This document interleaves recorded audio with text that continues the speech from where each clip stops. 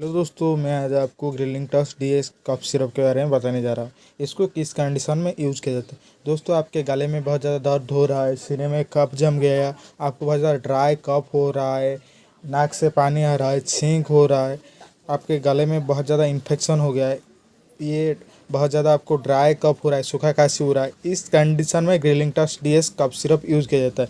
दोस्तों, इसको यूज़ कैसे करेंगे। 10 ml दिन में 3 बार यूज़ करेंगे, सुबह, दोपहर और शाम को खाना खाने के बाद यूज़ करना है। दोस्तों, इसको खाने के बाद पानी नहीं पीना है। दोस्तों देखिए, दोस्तों ऐसा ही एक कांच के बोतल में आता है, 100 ml कंटेंट रहता है। उसका प्राइस देख लेते हैं कितना रुपीस पड़ता है।